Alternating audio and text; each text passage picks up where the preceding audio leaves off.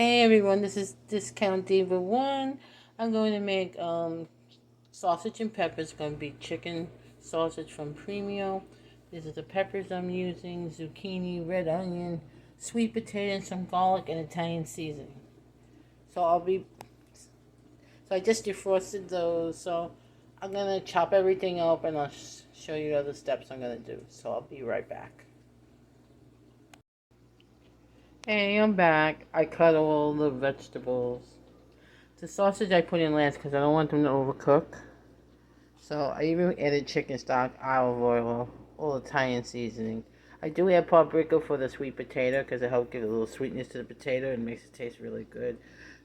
Garlic, salt, a little black pepper, oregano, parsley, onion powder.